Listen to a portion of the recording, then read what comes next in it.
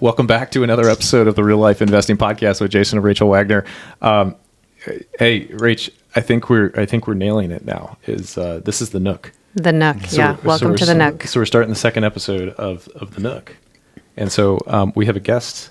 We have a guest here, an amazing guest, Grady Schmidt, who found me on Instagram, and I love this. It's when you follow somebody on Instagram, you kind of see everything that they share, and as deep as they want to go. And Grady sought me out, and he's like, "Dude, we got to get connected." And you were just awesome. He's an investor himself. He is a W-2 guy, and what I'm really excited for is kind of talking about his story of how he got to invest in real estate while he leverages his W-2. And so, Grady, welcome to the Nook. We're happy to have you here. Thank you so much for having me. Really excited to be here. And going back to how we met, I think just it was your energy and your enthusiasm that really made me think hey, and kind of your mindset of investing and self-improvement, things like that I was I was like, this seems like a cool guy. So yeah. I love it because, you went to... So it's funny, a lot of our guests, how we end up meeting them is through the Chicago Multifamily Club and those regular monthly meetups. Now you had gone to a number of them before, or right? Yeah. I'd been to a couple of those over the years now, and I need to kind of get back into it. But it's kind of funny when those things. I do a lot of Indiana investing, which we can get into, but I was going to those Chicago events to more meet people than talk about Chicago, but it became a little bit of a mix of both. So really love those events. Yeah. So let's see. When did you buy your first property, or where do you live now? I live in Old Town, kind of Old Town Lincoln Park border, right behind Second City. Okay. Wells in Eugenie. Yeah. Really the cross streets. Yeah. Great. Bought it in 2021. That was what, a condo? Condo. Okay. Yeah. Garden unit, cheapest. Oh, you bought a garden? You bought a garden unit. Cheapest thing I could find in the area at the time. But the goal was really to house hack it, but I didn't know what house hacking was at the time. So it was, before that I was living, actually above the Hang Up. Do you guys know the Hang Up? Yeah. Had a roommate. We were in the 5th floor. My bedroom was on the street, facing above the Hang Up, which was interesting, loud, but I loved it. It was amazing as a 24-year-old. But my roommate got engaged and was moving out, and I was like, okay, I kind of need to figure out what I want to do. And I kind of asked some friends, and I was like, hey, what are you guys paying for rent right now? I think I was paying $1,300 or something for my share of my 2-bedroom apartment. Mm-hmm. Another friend was paying $1,600 for a 1-bed. Another friend was paying $1,900 for a 1-bed or something like that. Mm-hmm. So it was 2021. I had some savings because I was 5 or 6 years into my career at that point, and just did the math. I didn't know how to do deal analysis. I wasn't on BiggerPockets or anything yet, but I was basically thinking okay, right now on this condo that's $378,000, my mortgage payment with HOA is going to be $2,350 or something like that. Mm-hmm. So I went to my 2 friends and I was like, I'm going to give you the best deal in Chicago on rent if you rent from me and move in with me. That's great. So I charged them both $1,000 a piece. So they were saving $600 and $900 a month. Yeah. And I never told them that my out of pocket after their $2,000 that they paid me was $350 a month. So it was awesome. It was what gave you that idea? I'm pretty cheap. I would say frugal. I would say frugal. You're the frugal investor. You follow that guy on? There's an Instagram handle. It's the frugal investor. He's great. He's got good content. I should check him out. I'm not as probably extreme as I was when I was maybe 24, 25. At that point, my only costs were probably rent and beers on Wells Street. Yeah. So it hasn't changed much, but I was always thinking about ways that I could kind of decrease that monthly payment. So Yeah. So you had two other roommates. two other roommates. All right. So you bought a 3-bedroom. 3-bedroom. Yeah. 3-bedroom, 2-bath, or Yes. yeah. Yes. Okay. Yes. Gotcha. Wow, 3-bedroom garden. Yeah. I feel like I don't Three bed, see it. 2-bath garden unit. Yeah. Yeah, And like, wow. how's your ceiling height down there? It's good. Yeah. It's like 8 feet. And what makes it like I think it's, as far as garden units go, I love it because one side has natural light. Mm-hmm. It's it's like higher windows, obviously. But then it opens up to like a full back patio and courtyard. So it Oh, it's yeah. like a walkout. Okay. feels much more like it's never going to feel like a normal unit, right? But I as actually far as- sold it. We sold a garden unit. It was Brandon Hall's wife, Amanda. Mm-hmm. Amanda had that garden unit in Old Town, and she like lived there. It was for one thing. There's many females that like they don't want to live in garden units. Yeah. But if it has the natural light, or if it has, a huge patio, and like that, her unit was kind of like that. It was it was beautiful, and you're like, wow, this is a garden unit, and it actually was. But That's you definitely gotta how it find feels. you gotta find the right garden units, because I always there was one time that I had a garden unit for sale in Wicker Park, and it was not really the right garden unit, and it took a long time to sell, and especially in the winter, and it was rough. So it's like sometimes the garden units are a little shaky in terms of value, but you got to find the right one. Yeah, and I feel good about this one because we like just since I bought it, we've had some really good comps on sales and rents and things like that. So Nice. And I love the location. Is it a so big building that you're in, or? It's like I think it's like 60 or 70 units in the HOA, yeah, so it's pretty huge. big. Yeah, it's huge. Okay. But it goes like it's Crilly Court. It's like a little 1-block street right off of Wells. Mm-hmm. So it kind of goes from Eugenie around Crilly to St. Paul is the other street there. Mm-hmm. And then the association also has some units that border Wells itself. So it really kind of goes all along this courtyard. Yeah. Yeah, that's awesome. So it's, the building feels small, but it's a little bit bigger once you kind of wrap those two buildings and the blocks around each other. Now the thing about garden units, or the thing about condos, is like you have the HOA that you can't really control anything there, especially in a larger building like that. Like there's no political play at all. Sometimes we have a 3-unit. We own one condo and a 3-unit building, and like you can actually have a voice in some of the things that go on. But when you're in like 60, 70 units, you really don't have much. 100%. Right. So have you had any like special assessments that kind of popped up? Or? No. Okay. And I did a lot of research ahead of time to make sure the reserves were pretty solid. Yeah. Nice. And I think at the time I filtered it to be like, my search was filtered by like HOAs under, I think like $450 or something. I think now my payment's at like $505 or something for the HOA. So still more than I'd want to pay, but it's not like it's one of those like Gold Coast Towers or something where it's like $1,300 or something. Right. So definitely a big consideration, and it's worked out better than expected just because I haven't had any issues. So so how long did your roommates live with you? 2 years. Yeah. One lived there the full 2 years until he got engaged. There's a pattern of people living with me and getting engaged. But then, one was there for 1 year, and then right as he moved out, another buddy moved in. So it was a great 2 years. It was a little bit like a lot of the girls we knew didn't really like to come visit because they called it like a little mini frat house or something. Especially I think just given like the kind of garden unit like lighting situation and things like that. So how did your wife be okay with coming over then?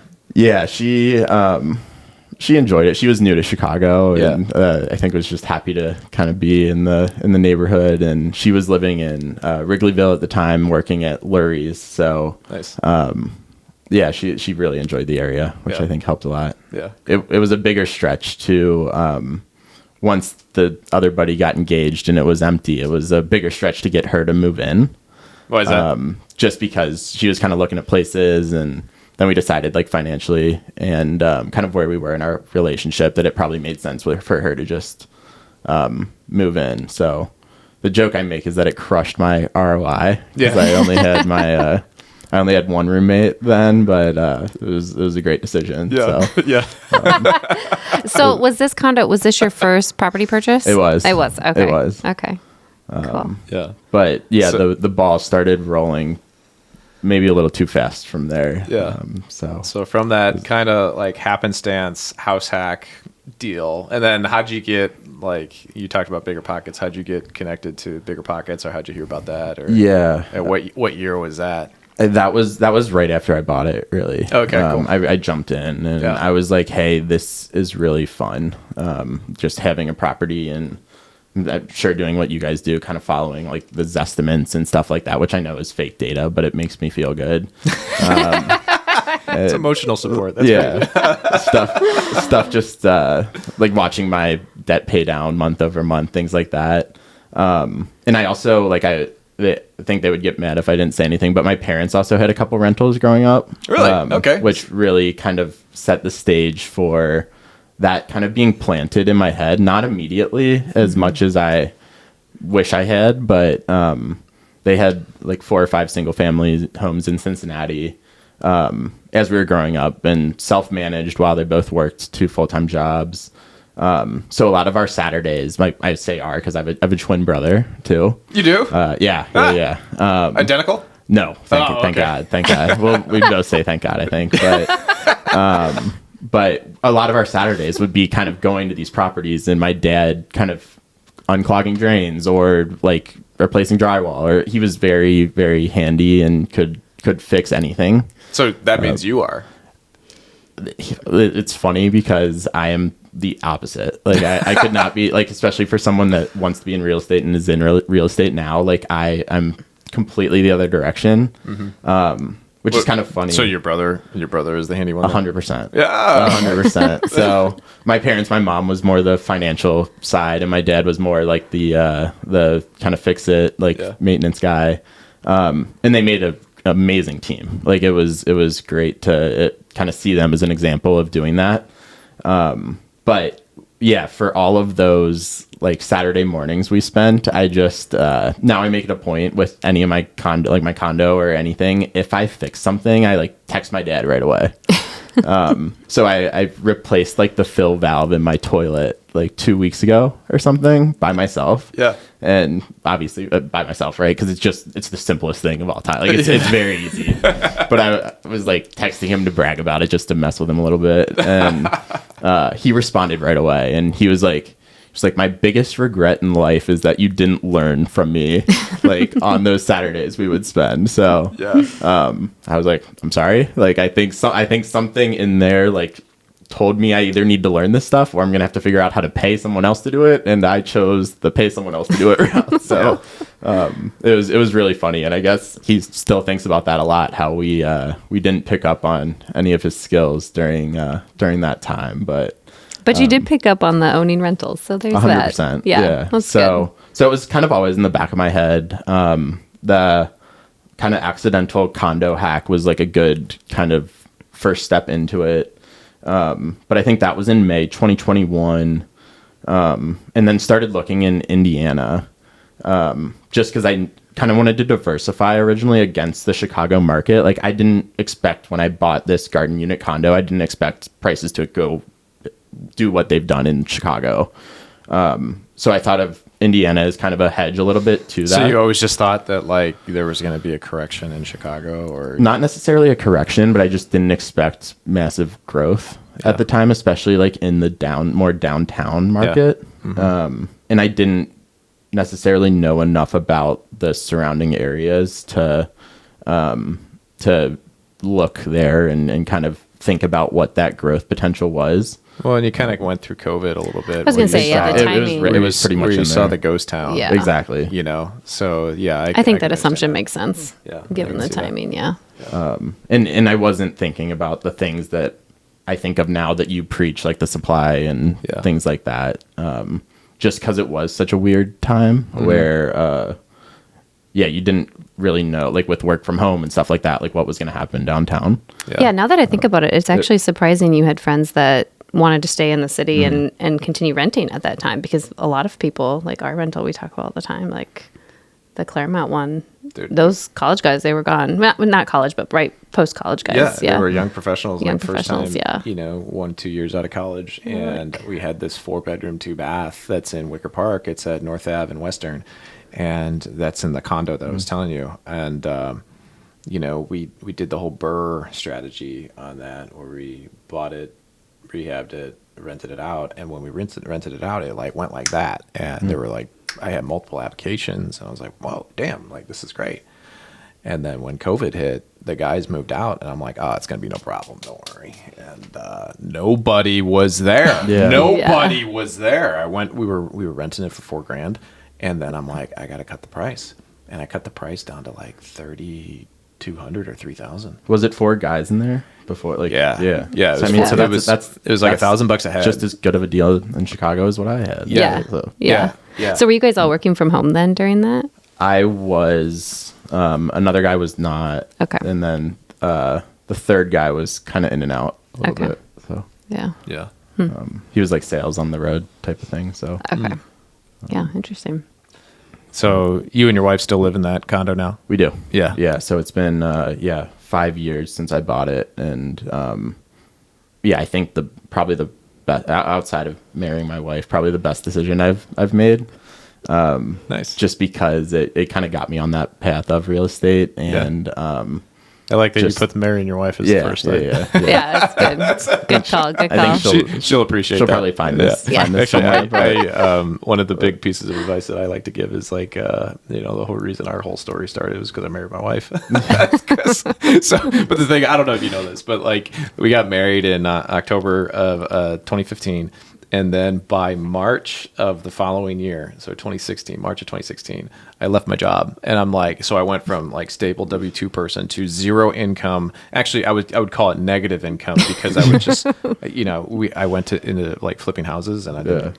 He moved to Florida, and I stayed in Chicago. Yeah, moved Yeah. to Florida and like just spending and like, I'm going to make this work. Don't worry, babe. Trust me. And you're like, all right, you got 3 years. And I was like, I said 2. I was said gonna 2 say- years. I was going to say 2 is extremely generous. Yeah. I feel like. Thank you. I Yeah. appreciate Well, you that. It can't- took more than 2, but Well, I said 2. Go into that logic though. Like, What?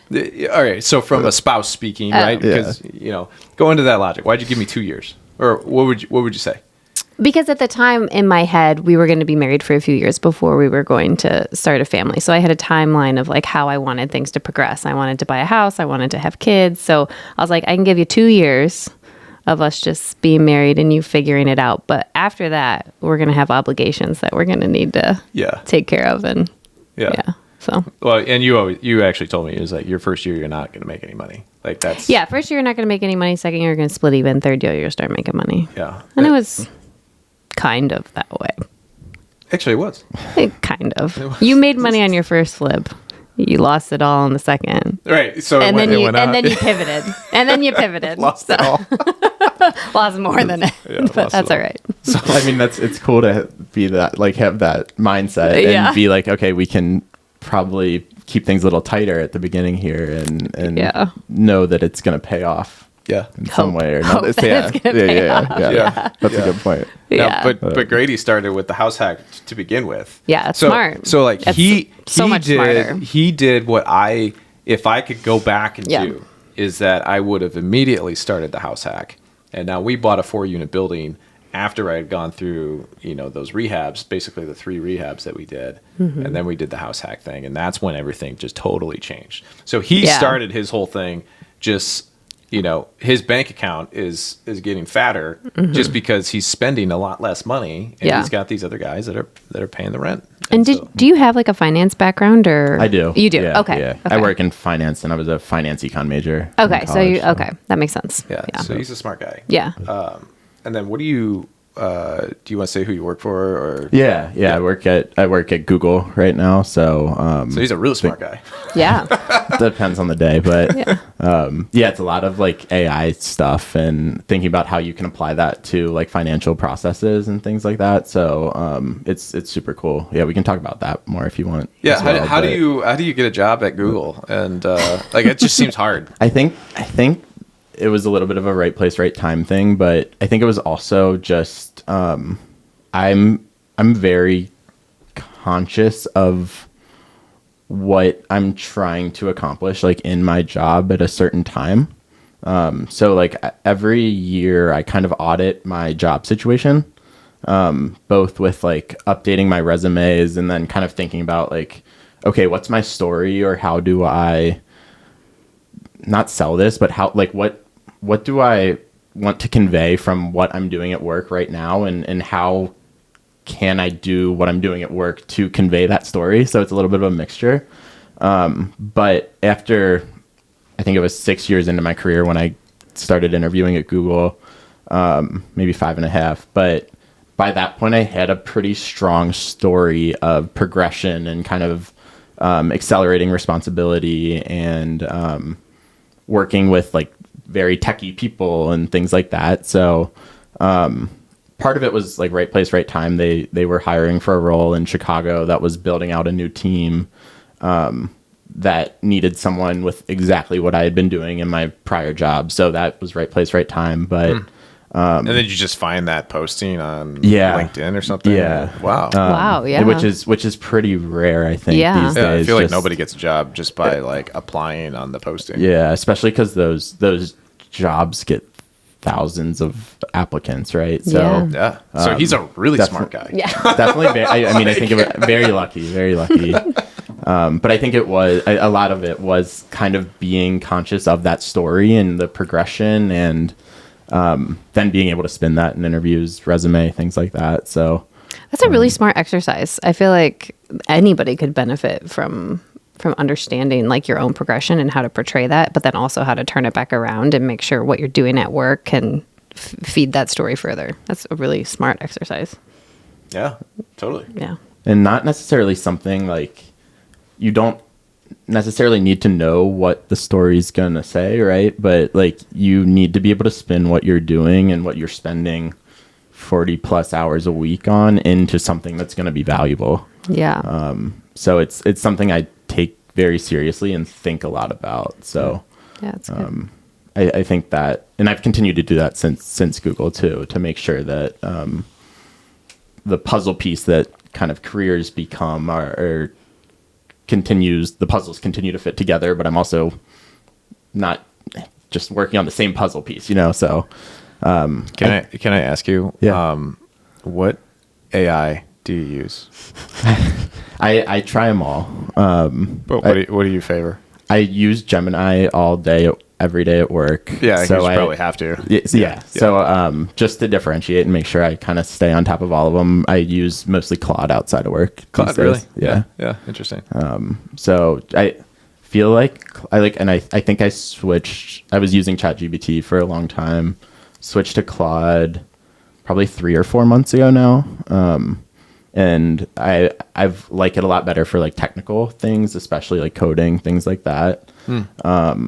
But I've noticed the non-coding stuff is starting to slip a little bit. I don't know if it's like the models that have with my $20 a month subscription. Maybe I need to upgrade or something, but I generally keep an eye on all of them, try them out at different times just to stay fresh and see if there's any differences, but also try to kind of figure out which one's the best at the time. Yeah.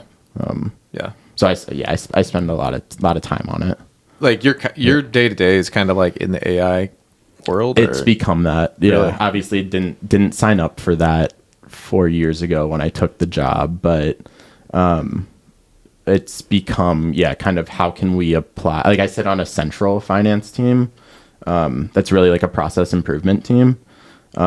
So in the last 2 years, especially, it's really become how can we look at what like the YouTube or the Google Pixel or the like Google Ads finance teams are each individually doing, and how can we kind of take the best practices from those things along with best practices of just finance in general and apply AI to it to save time and really free those finance people up to do kind of more strategic things rather than just crunching numbers. Like we want them to be talking about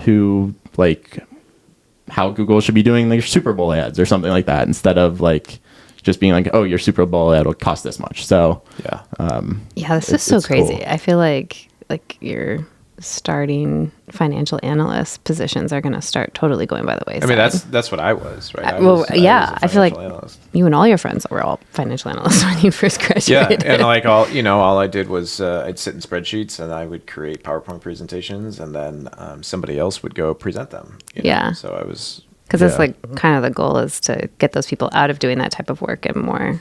I think which is really like I'm thankful for my years of doing that, because it kind of gives me the context now. But I think it's something that we talk about a lot on our teams and kind of with the associates. Like, how do we make sure they get those skills without having to kind of grind through it like we all did for years? So it's a difficult balance, and I think no one really has answers for that yet. But it's going to come down to really context and judgment is, I think, going to be kind of the two most important things. But it's hard to like artificially build that context, and if you don't know the context, how are you going to make a sound judgment? So it's a lot of it gets a little philosophical a little bit on how do you like have new grads come into an office, or even like, I don't have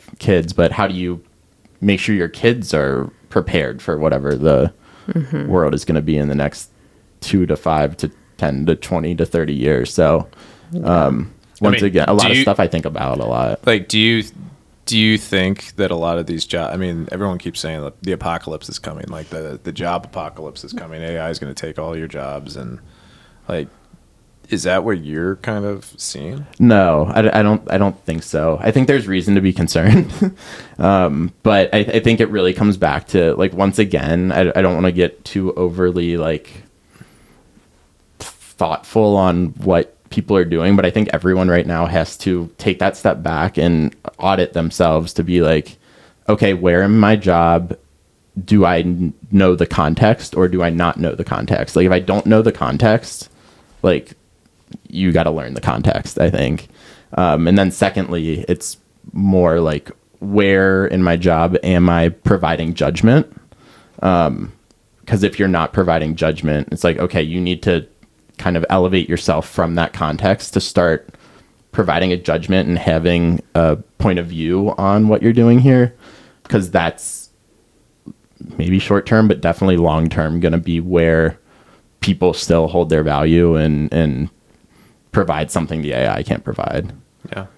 So if I was like a 22-year-old that was working in spreadsheets, kind of following the SOP of step 1, do this, step 2, do this, I would probably first of all try to figure out how to automate that as quick as possible using AI these days.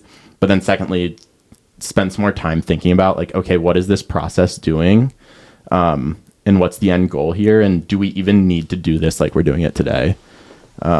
So I do think a lot of stuff's going to change, but it's all going to be people kind of thinking about what they do and thinking about where can you provide judgment, if that makes sense. So very deep, like we feel like we've gotten kind of deep pretty quick here. Yeah. But, this is just really interesting. the point of the show. Yeah. Like we go down rabbit holes. But no, I think it's a valid concern. I think it's something that everyone should be thinking about. So all right. Yeah. So kind of Rachel summarized that real quick. So you basically just kind of said that, like, you know, your jobs are safe, but like you need to be thoughtful in terms of. Well, I think your job can be safe, assuming that you still provide some type of judgment and value. Yeah. If you're not in a position that's doing that, learn it. Yeah. AI hasn't perfected the judgment yet. Have a point of view on what you're doing. Yeah. And know why you're doing it. Know why you're doing it. I think that is so important. I just remember I haven't been in the workforce for over 5 years now or almost 5 years at this point, which is kind of crazy. But that was always something that would like drive me crazy, is running into people who like couldn't tell you why they were doing what they were doing. And so like if something would go astray, you're like, well, why are you doing this? I don't know, because that's my job. Exactly. But why? Like, what's the purpose of it? What's the value? Like, that's a good advice. Yeah. Well, yeah. Maybe you could ask ChatGPT or Gemini, why am I doing this? You can totally use AI. This is my job. Tell me why I'm doing this. Yeah. Oh man. I wish AI existed when I was in the workforce. You'd do things so much faster. But yeah. Okay, so we should go back to Hammond, I feel like, because you were talking about like why you started looking at Hammond and outside of Chicago because you thought things were going to kind of stay flat in Chicago. So you own in Hammond? Not in Hammond itself, but my first duplex is in East Chicago. So Okay. it's like I think it's like a 9-minute drive to like the rumored stadium site. Dude, yeah. Hammond, How Indiana just pumped are you? put itself on the map big time. I'm skeptical. Yeah, I think that's fair. I'm skeptical, but I also don't know how it's a duplex that I bought that it's not necessarily going to have Bears fans like beating down the door to stay there or live there or anything like that. So How did you buy this duplex and how did you find it? yeah, it was And this was the first property you bought? first property after the condo. After the condo. Okay. So it was probably like 6 months after the condo. I was like, I'm ready to buy something else. I think like I had money saved still, and I was looking at prices in Indiana and prices here, and I was like, okay, in Indiana, I can kind of buy a full duplex here pretty cheaply. So had a realtor start looking for me. Was kind of doing things on Zillow. Found this one in East Chicago, which very manufacturing heavy demographics at the time, still is. Very kind of straightforward renter population, but very solid like rent to prices. Still is solid rent to price ratios, things like that. So just pulled the trigger on it. Still I guess the only property I have that I've still never been to in person. So complete. You Wait. haven't seen it? I've never seen it. Yeah. the property the second property one. you bought, you've whole never goal, seen. My whole goal was like, I'm going to never see any of these. What? I'm going to be close enough Did to you do the inspection or like? virtually. Yeah. I mean, I had somebody like, just walk me through it. Couple walks. So like a walkthrough showing on FaceTime, inspection on FaceTime, final walkthrough on FaceTime. Wow. So what was your thought process on that? You said that's what you wanted. Why did you want to be that hands off? When you're so like fresh in this. I thought it was really simple. Like I thought it was simpler than it is clearly. A little too much BiggerPockets spreadsheets and being like, oh, this duplex says it's going to give me $200 of cash flow per door, like per month. And I was like, I know math. Like I was like, it seems pretty straightforward. So I found one, numbers make sense. And I was like, let's just go. So like, what'd you buy it at? What are the rents and like that? Yeah, it was a good foot in the door, but I'm thinking about selling it until this bear stuff came out. It might still be the best time to sell it, but bought it for $169. Rents at the time were right at like $1,600. For one Each? unit? No, total. Oh, total. Okay. Yeah, no. I was like, whoa. These rents are not going to be what you expect from Chicago rents. Okay, gotcha. Total. Now I think it rents for like $1,950 or something like that. Okay, yeah. So when but- he was talking, for those that don't know, when he was talking about the rent to price ratio, that's basically you said 1,600 was like your initial, and he bought it for 169. So that 1,600 is basically 1% of the purchase price. So rule of thumb is always 1%. If you can find rents that are 1% of the price, that's a deal to at least look at, and likely could help you cash flow. So Yep. So that's a pretty cheap property, man. oh yeah. Yeah. Oh yeah. So that's what drew it for you is cheap property.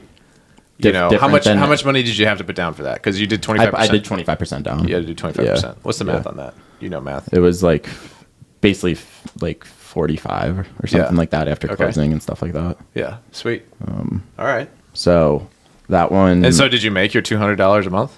No. Oh, no, what- not even close. Yeah, not even close. Well, the first couple months were good. I think I bought it. That was June 2022. Mm-hmm. So I still had some cash saved. Once again, I was very frugal as in my early 20s. So I still had some extra cash saved. And first couple months were good. And I was like, I need another one. Like I was like, let's do this again. So in September of 2022, so 3 months after the first one, I bought a 4-unit. How much was that one? 190 for Whoa. for a Wow. four unit. Wow. Same that's- area? Michigan City this time, Okay. so a little like further up the coast. Yeah. Sight unseen. Sight unseen at the time. I've been there multiple times since. Okay. But yeah, closed on that one really fast. At that time, I think rents were like 2,200 total across the 4 units. So some of these were renting for like 2-bed, 1-bath units, renting for like $450 a month or something like that. That's like wild. Super cheap. And even in like 2022, like super Is cheap. that Michigan City like a destination place? There's a divide between kind of like the Chicago vacation area and then kind of like the people that live there full time. Gotcha. Yeah. Demographic. So And you don't have any ties to these areas whatsoever. So No, these markets are very new to you. I went to school in northern Indiana, which we Okay. will kind of get to that on the next property. Yeah. But I always felt kind of a tie to the area because of that. Okay. But my thinking was kind of between where I went to school and then Chicago was like a good belt. Did you go to for me. Notre Dame? I did. Oh, Yeah. okay. So Yeah. between South Bend and Chicago was kind of a good Okay. focus Makes area sense. for me to kind of start in. Okay. And I fell in love with Michigan City. I visited, and it has like the beach. It has like really cool breweries and kind of a main drag, outlet mall, like stuff like that. That I was like, I feel. And now like there's the train that's like an hour from Chicago. So I was like, this place is like, Is that train running? yeah. Oh. South Shore Line. Yeah, it's awesome. Like It's a metro. no, it's I think it's owned by Indiana. Rather Probably than NICD. being, I think so. Yeah. Yeah. But yeah, it's called the South Shore. Rachel's got some train knowledge. I was gonna say, yeah. Yeah. I was impressed. I've never even heard of that. NICD. It's this metro for that area. I think I've seen that on Yeah. the side of it. Yeah. Yeah. That's impressive. Yeah. She used to work on the railroad. Okay. Yeah. I did. On the railroad. Singing the song. She was a powerhouse. She used to work for Metro. She was a powerhouse there, kind of. Kind of. Yeah, I don't know. I worked for the powerhouse. A direct line to the people in charge, but Cool. Yeah. Now she's a powerhouse here. So yeah. Yeah. One way or another, I guess. yeah, one way or another. Yeah. Oh, that's awesome. All right. So now you've got a 4-unit. You've got a 2-unit. I'm like 3 months into being like a sight unseen investor. Yeah, I was here. gonna say because there wasn't much time between those properties. Yeah. How are these performing right now? a lot of small maintenance deferred things. Okay. And then Did you keep your renters or did you raise the rents? Like, did you go? What was the 450? Could you raise it to something higher? yeah, What was so that the Michigan City one had a couple longer term leases that weren't going to expire until 2023 at that point. So I just kind of let them be, knowing that there was some upside that I would capture eventually there. East Chicago, the first one, I should have, looking back, I'm like, I should have seen this at the showings and everything we were doing. But one of the units was like very, very nice with a bunch of furniture, a bunch of like photos, and you very lived, I think 4 cats or something like that. Very sweet old lady that lived there. That was the second floor. First floor of the duplex was TV on the ground, 3-bedroom unit, TV on the ground, mattress on the ground in one of the bedrooms. Second bedroom was like, had like 40 pairs of shoes in it on the floor. That was it. That was all that was there. Third bedroom was trying to become like a recording studio situation. That was obviously not anything like where we are today. like the Nook. I like the Nook. But that, like, I was like, this unit looks pretty nice, but he just doesn't have that much furniture. And at the time I was like, maybe he just moved in. Like, it was like, he's somehow affording $800 a month or something. But a couple months, like I think it was right around when I was closing on the second property, this guy started to not pay. So had some issues there. Think had to kind of go through Indiana laws and stuff to get him out of there. And I have a property manager for all of this too, which obviously I was makes, gonna ask makes that, yeah. a big difference. Way different there. Big difference. What does a property management cost? 10% of rent. 10%. Yeah. Oh, So, okay. And were they in place before you bought the property, or did you have to find them and hire them? I found them and hired them and kind of put them into place. So they didn't place those original tenants that were there. Yeah. So you went through an eviction. Yes. All right. Yes. So how long did it take for your eviction? Like 3 weeks. What? Yeah, it's Indiana. Like it was. Well, yeah, I know, different state. I just didn't realize it'd be that vastly different. I think it was once we didn't we had to make the decision. We had to make the decision to actually get, because we tried to work with him on a payment plan, things like that. But it got to a point where I think he was probably not the safest tenant for the other tenant that was there. So like, how far was he behind?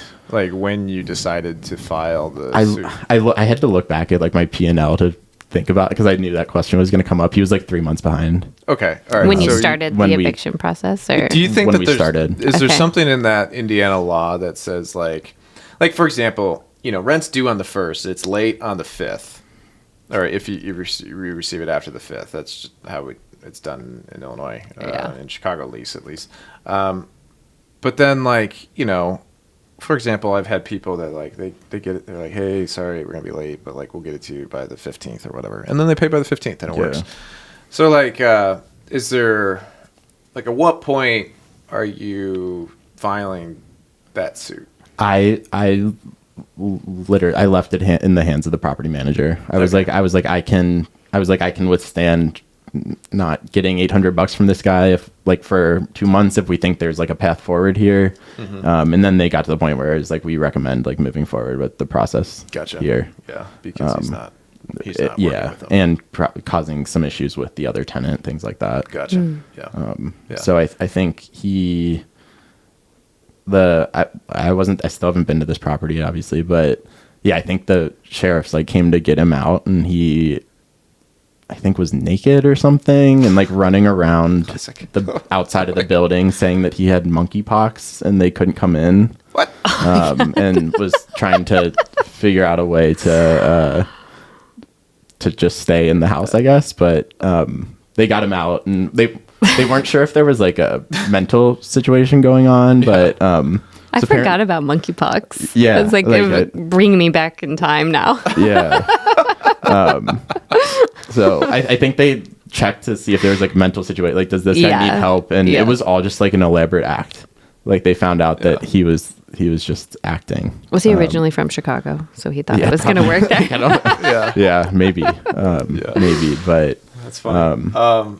Yeah, wow. All right, so for context here, so you basically could file a suit and have an eviction happen in a month. And I've had one other one since then that took a little bit longer, so it depends on the courts. How long did that one take? I think that was 6 weeks. Okay, but so it's not Chicago. It's not Chicago. It's not Chicago. And our first eviction in Chicago, for reference, took 10 months. Yeah, took 10 months, and I actually thought it could have gone longer, because there's ways for it to go longer. And so, anyways, it was 10 months of missed rent. Attorney fees, and just a totally different scenario, when you cross the border. Wild. Yeah. Okay. Yeah. Wow.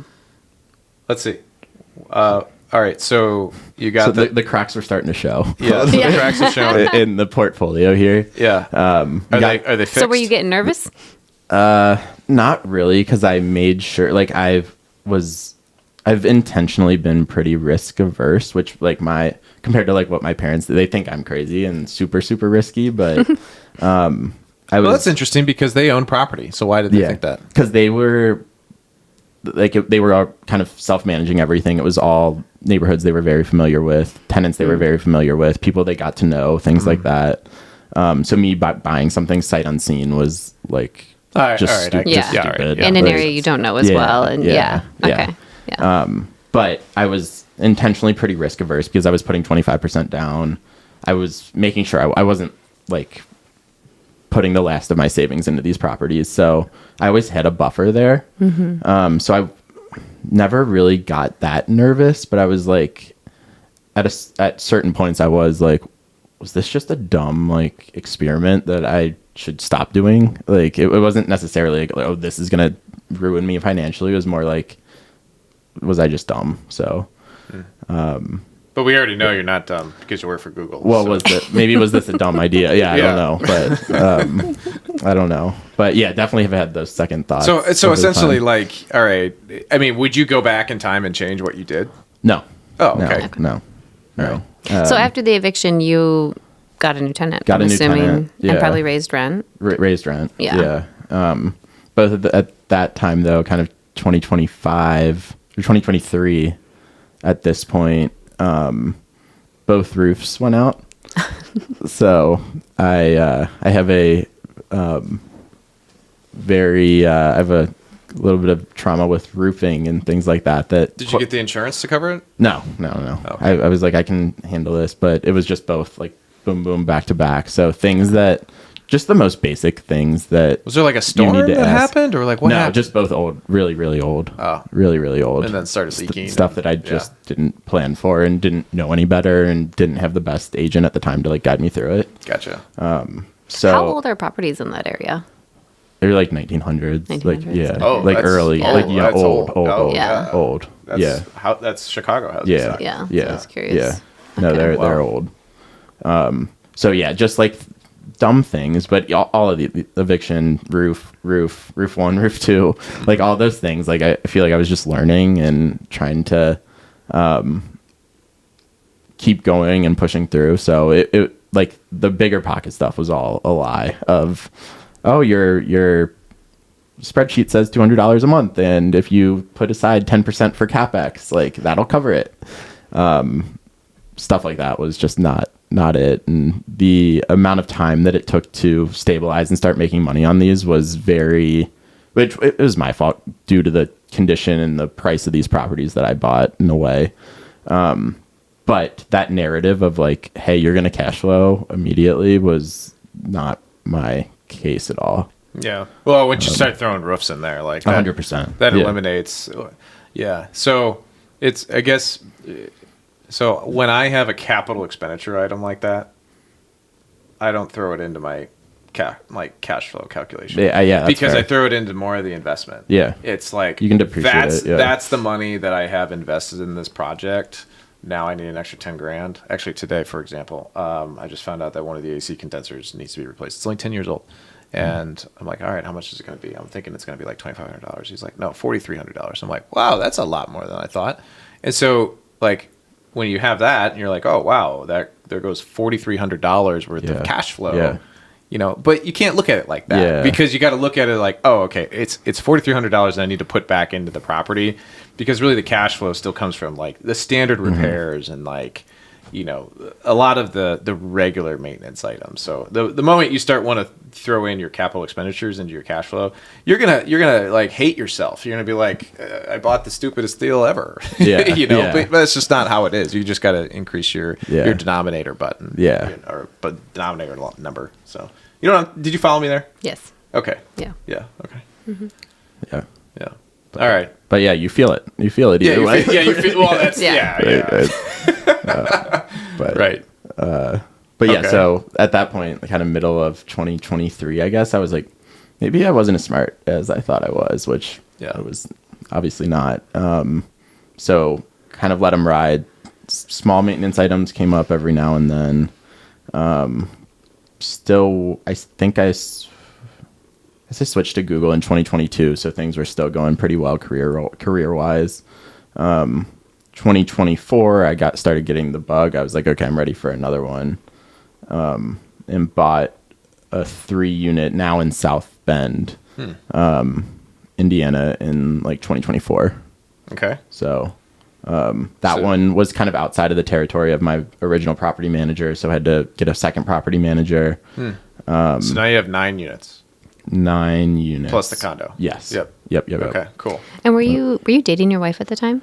Yeah, we started dating, so like 2022-ish. Okay. Just curious, kind of like what were her thoughts on these purchases you were making? Yeah, And- that's a good question. I think she was always really supportive and kind Okay. of, she was like, kind of we'll figure it out. But I did have a lot, like I was kind of thinking back on it, and I did have a lot of friends that, like when I started buying, like especially the first one, they're like, "Oh, Grady wants to be a slumlord." Like, and I was like, oh, maybe, like, no, but were they just saying that because of location and you be okay? and You being and here, price, and Oh, yeah, and kind price. of, Okay, and just to kind of make fun of me, yeah, right? sure. But now a lot of people that kind of said that are now at like 5 years later being like, "Oh, want to do a deal with you someday," or like, "Let's invest together." So it's kind of funny to reflect on how that mentality has changed when I've started to figure things out, but I obviously have a lot more to figure out, right? But it was kind of taking that first step that got a lot of negative feedback at the beginning and kind of has progressed to where it is today, which is not like perfect, but a little more favorable than it was, I guess. Yeah. So So I mean, look at this time frame. Like, this is not a lot of time that's gone by, and he's got 9 units now. And Yeah. how many units do you have now? Like today? I've only bought one more. I'm a 50% partner on an Airbnb, so I'm due. Oh, okay. I'm but- due. You're due. Oh. You got the itch. You're ready for more. but no, yeah. it's kind of follow. I know you preach this a lot, but like the 1 unit a year thing, or sorry, one property a year thing. Yeah. So that's didn't. Yeah, what do you really think of that know. goal? I love it. Yeah. You think that's my like goal. reasonable Yeah, and yeah. like it's like Yeah. hard enough to make you ask questions of like, how the hell can I do that? Yeah. Because let's just, people buy one property their entire lifetime. Yeah. That's some people. And then to do it one a year, it makes you ask the question, but it's not like so aggressive that you're gonna like go insane. 100%. Yeah. Because I know plenty of people that are like, they went from 0 units to like 500 units and they did it in, a year and a half. Yeah. And like that just seems like not realistic. Yeah. There's not a lot of people. That And can if do you do that, you own 0.05% of those 1,000 units. Or whatever. yeah, Yeah, in right. most cases, yeah. But So anyways, yeah. So I think the one property per year is actually like a realistic goal for average people. Now, I know Definitely. you're not, I'm not calling you average, no, but like, I definitely think but I think I totally agree, and I think it's more it's super impressive to do it in Chicago, where prices are because obviously the prices higher. are different. Yeah, yeah. But it's kind of similar to do in Chicago to kind of figure out how you can get low down payment options, things like that, compared to doing it in Indiana and doing like 25% down on smaller properties, things like that. Yeah. So Investment kind of wise. the dollar amounts are similar, but yeah, probably the downside and the upside are different on both sides. So it's very interesting. So have you seen the price appreciation? I have on the Michigan City one. Okay. A lot of that was kind of a little bit of forced appreciation though, where we've done the renovations and turned over the units. And I think those rents were at like 2,200 when we bought it for 190. They're now at 36. So pretty strong. Yeah. Pretty strong. Huge increase. Yeah. Yeah. But that's from renovation. From renovation. Yeah. Forcing. And not Yeah. even renovate, more turnover, like nothing too crazy. Oh, amazing. Yeah. So the rents have gone up. Rents have definitely gone up. Yeah. So there's a lack of supply for the rental market. Yep. And Indiana is not one of those areas that has a lot of supply. Is it more balanced, or have you seen any numbers on like where the inventory levels are? The markets that I'm in are heavy renter populations. Okay. So the stuff that comes onto the market is kind of investor grade, being bought by investors. So it's a little bit different than here with the supply and demand calculation. It's more it's more like the strength of those rental markets based on the types of jobs that are in the area. Okay. And those jobs have remained strong and continue to grow, and they do a lot of kind of developmental things with the economy that are continuing to expand, that I really appreciate. But it's also the demographics there are just different than here, so it's kind of a fine line between like what types of jobs are they bringing into these towns versus who lives there now and what happens to those people if new people come in. So there's a lot of stuff there, especially with like the Bears, with a lot of like these data center things that they're doing across Indiana, where I think a lot of that stuff, it'll be interesting to see how that all plays out, I guess. So, but yeah, the I think that was once again another tangent, I think. But No, how's your? You mentioned the Airbnb thing. How is that going? it's been crazy. So, because you have it with a partner, I do. So how'd you find this partner? yeah. How'd you get the idea to do Airbnb, and like, tell us about that? Yeah. So I bought the 3-unit in South Bend in 2024. Found this property manager through my real estate agent. Property manager and I think, I was one of his first clients, actually, I think. So we got to be pretty close just as I was kind of learning things from him, and he was obviously helping me out. And he came to me with this deal, and he was like, hey, I need a 50% partner on this. It was literally every real estate buzzword you can have. It was like, I'm going to do we're going to do a subject to off-market, short-term rental, like, on this property. And I was like, The buzzwords. There were like 2 other ones too that I don't know, but I was like, that goes like 6 for 6 on things that I want to learn about. So What's subject to? I don't know what subject to is. it's a gray area, but you basically assume someone else's loan, but it's not. It's not a normal assumable loan. It's more like you take over payments on the loan that's still in their name. It's insane that this is a thing. I don't like it. Is it a thing everywhere? Yes. So Pace Morbley, you follow him at all? I don't. Okay, but I Pace know who Morbley he is like the godfather of subject to. So it essentially means that you can go to any property. And usually you want to go to the people that are in distress because they don't have a way out. Mm-hmm. And so you go to, and you are the solution for them. You can say, I'm going to purchase your property and I'm going to just start making the payments on your behalf. So for you to get out of that, you actually go through, like, you actually sell it, I think the title gets sold, exchanged. Yeah. But the new buyer is paying the servicer of the old mortgage the same payments that whatever they were paying. They're not getting a new loan. They are paying down that current loan, but that loan is still in the person that just left, the seller's name. It's like, but if the title changes, what's the bank's leverage? The bank doesn't necessarily know. Oh, okay. So that's what right. The bank doesn't influencers know. would say. The bank doesn't know that this is a thing, or that this is happening. They're not necessarily checking those title exchanges to see that their loan, like to call their loan. It feels illegal. It's not like I think it maybe should be. Yeah. But yeah. But it takes it's not something I would do again. Oh, so you did do this? Yeah. It was successful. It is legal. It is legal. But you just call it's shady. It's totally shady because you're not getting rid of the risk of the person that just sold that property to you is that I guess they're still holding the liability. They still have their credit hung up.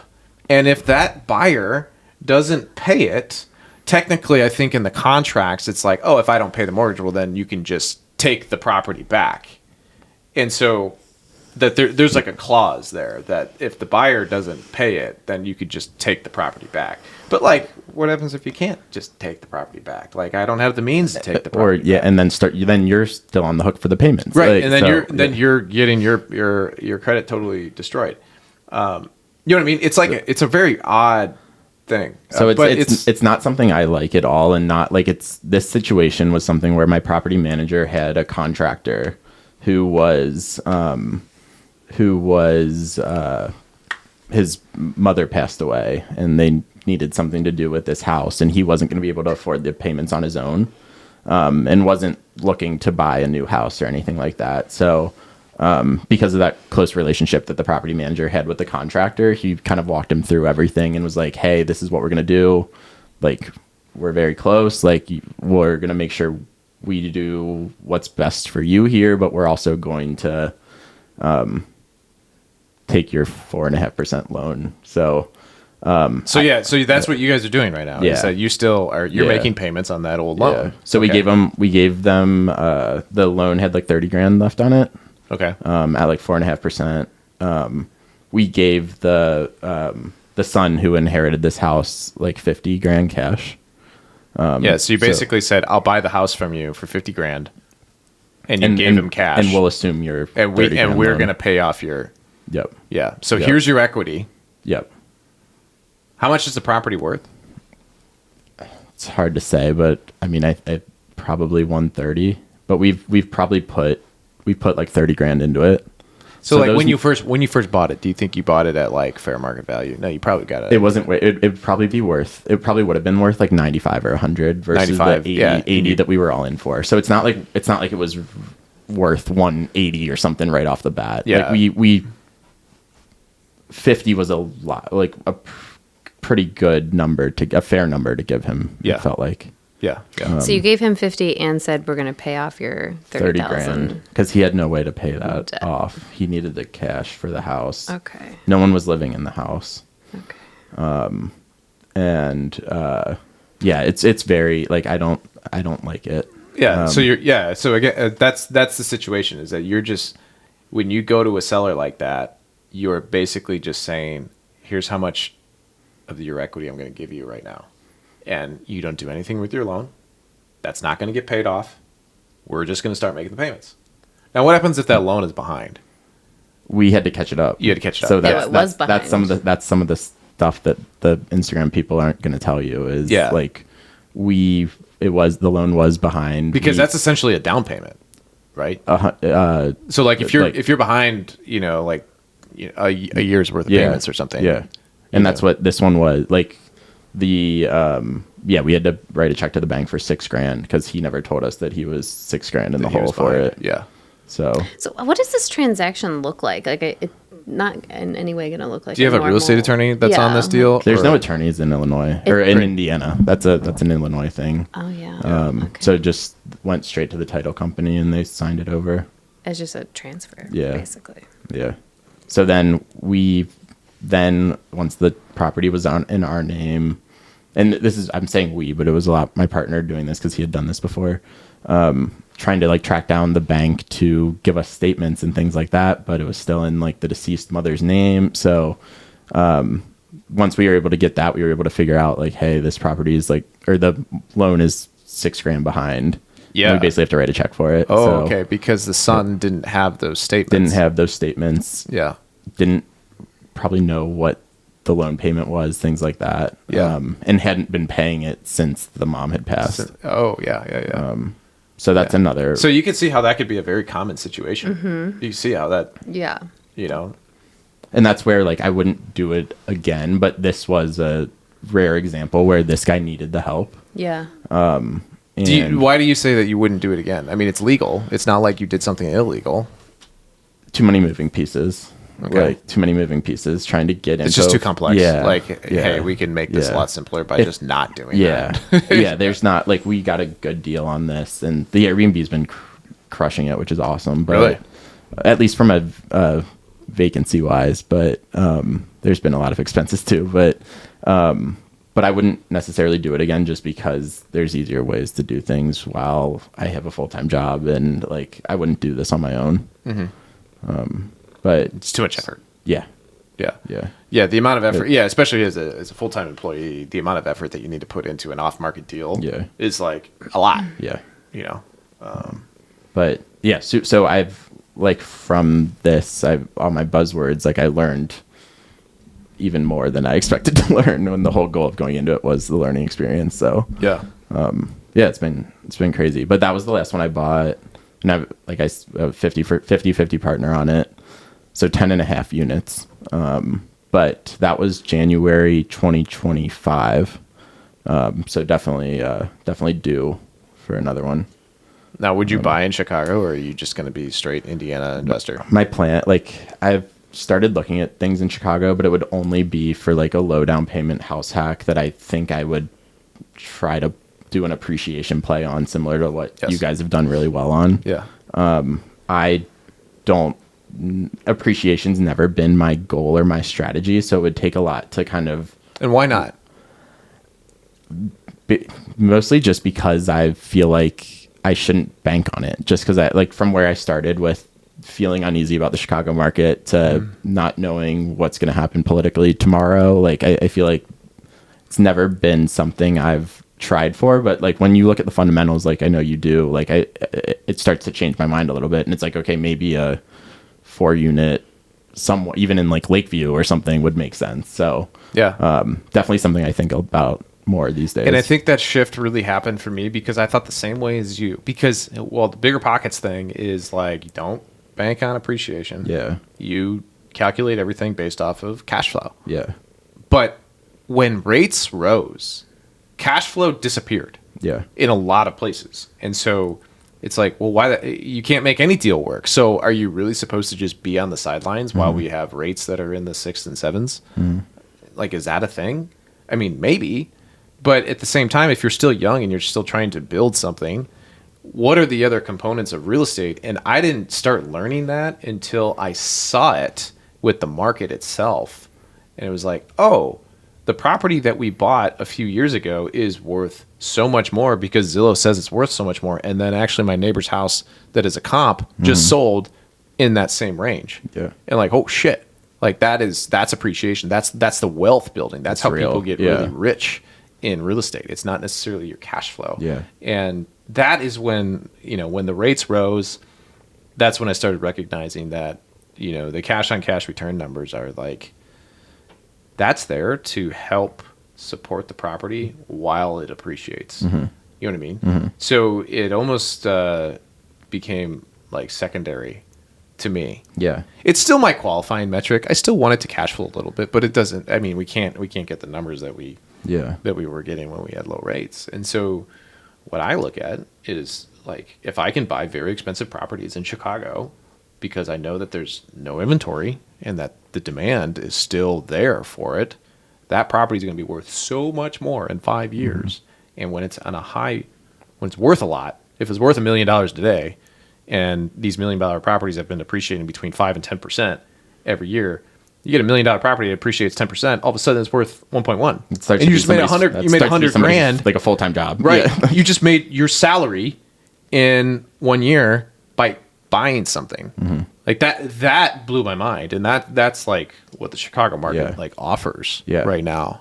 And it's easier to feel more comfortable with it when you know the fundamentals like you do and have the data and can see like, okay, this is the trajectory here versus like the people that bought in Austin in 2023 or something. Like, right. It's not the same thing. They like, didn't quite see where the fundamentals were in terms of like, once you start to see the inventory start to rise, like that's when you need to be a lot more cautious. You need to slow it down, but like we're still in this downward trend. So my thinking on that has definitely changed. Okay. All right. So we may get you into Illinois, but just remember you might need 9 months to evict somebody. So so that is fair. But if you buy good properties in good places, your eviction chances are much lower. Definitely. Right. So Grady has some very interesting. You should follow him. What's your handle, real quick? Just Grady buys property. I love it. I love it. It's just that's the best handle. That was there was not a marketing firm behind that. Well, it's brilliant. It's brilliant. So you've been doing like these talking head videos. And you're a W-2 guy. Like, I guess what's the angle of your talking head videos, which have gotten a lot of traction? You've had a number of like 100,000 views, and you've had some haters, and when you start getting the haters, you're doing well. Yeah. So, like, walk us through what is the angle behind the talking head videos?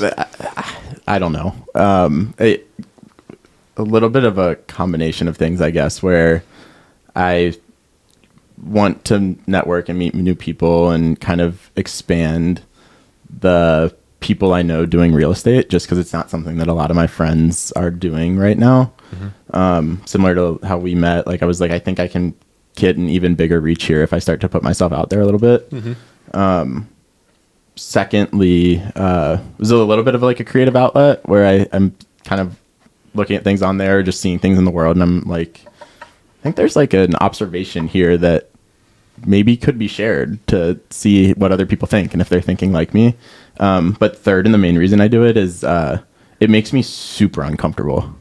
So I enjoy putting myself in kind of uncomfortable situations where I know like maybe I'll grow a little bit if I do. Like worst case scenario, I just stop doing it. But maybe I'll grow and kind of it becomes something. So really that I was like, this is so against my nature and weird for me that I want to try it. And with the thinking, like, no one will probably see it anyway. Like, we'll see how it goes. So well, now you have 100,000 people that are seeing one video. yeah. So what was your very first one? Like, what was the topic? I think I did like some real estate stuff at the beginning. Okay. Like about your own personal properties or about like the market? Yeah, okay. yeah. And some of that was like, now I'm like, I've been doing it since like February, I think. That's it? Yeah.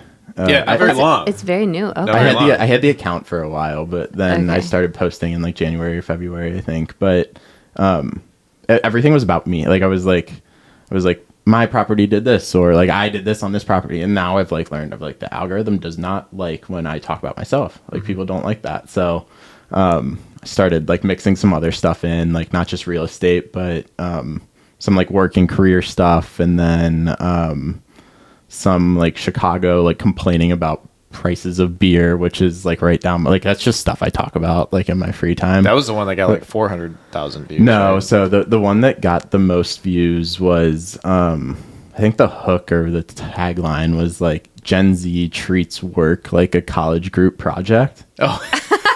Or something like that. Because I had, this was like a couple months ago. It was, yeah, a couple months ago. And Are you Gen Z? No. Yeah. I'm 32. Yeah, I'm like very millennial. Yeah. But I like to, kind of treat Gen Z as like, like I just don't understand. He said no so fast. Yeah. Yeah. Well, you're like on the cusp. Yeah. Of like you could be. Yeah. But this, like, I had a meeting with this associate, like this 23-year-old on my team, and like we were talking, and I was like, hey, can you try to like work on this? And like walked out of the meeting and made a beeline for like their group of other kind of 22, 23-year-olds that they sat with, and they all started huddling and talking about what we had discussed.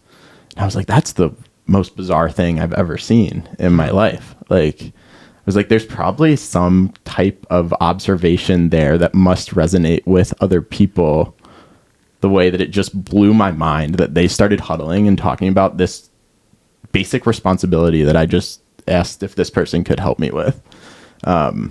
You guys, my boss just told me to go do this one thing. Isn't that wild? I have to work here. No, just kidding. Yeah, and maybe that's what they were talking about. But I swear, I heard them like brainstorming ideas and stuff like that. And I'm like, this is your job, and your buddy who you're talking to has their job, and the third person has their job. I'm like, why are you guys crowdsourcing ideas for this one responsibility?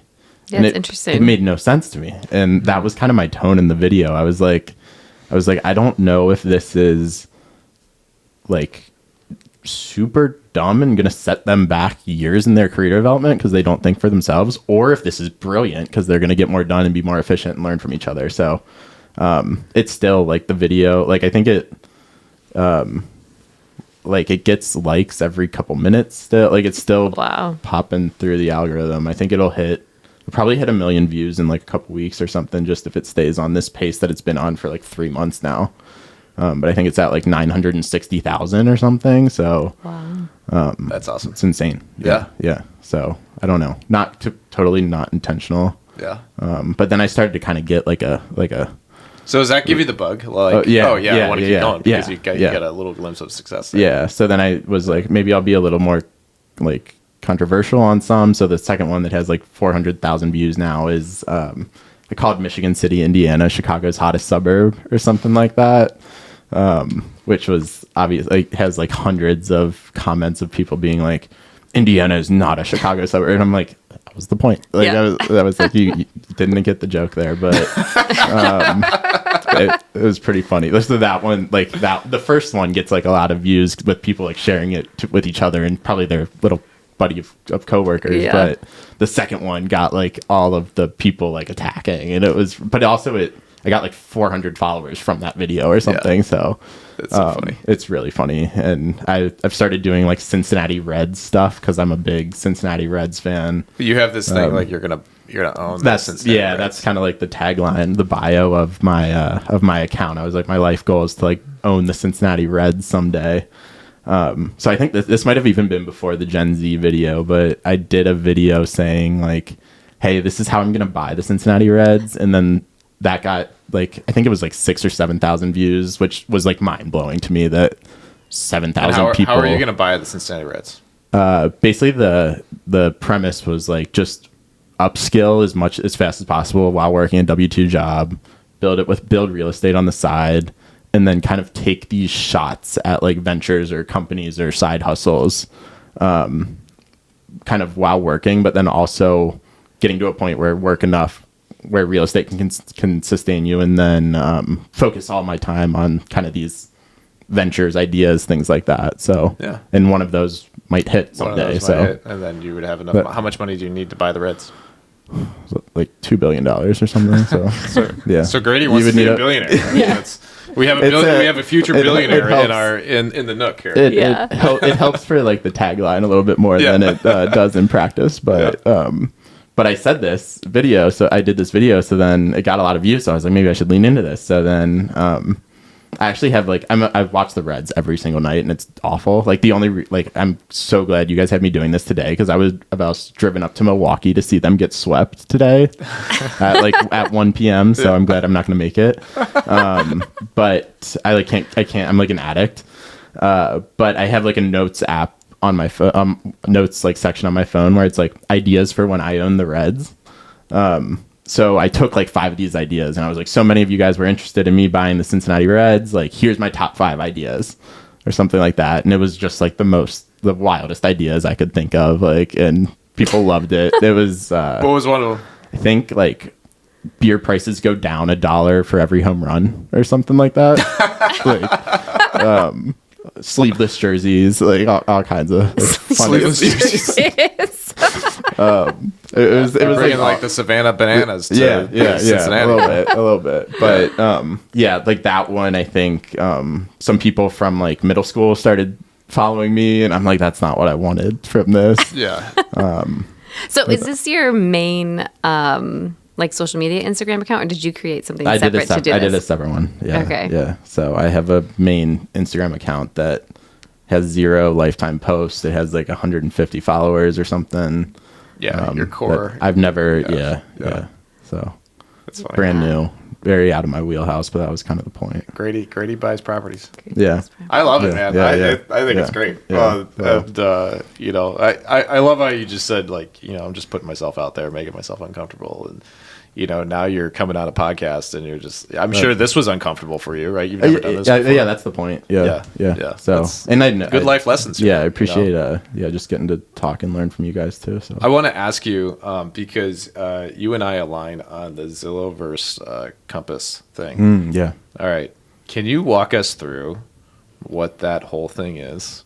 You'll know much more than me. My views vary. But you're not really like, you're a person that's outside of it. Like I have a personal take on it because I see it directly impacting my business, but you're an outsider. Yeah. So my take as a consumer is like, it seems like every day there's... Can you talk about like what it is first? Yeah.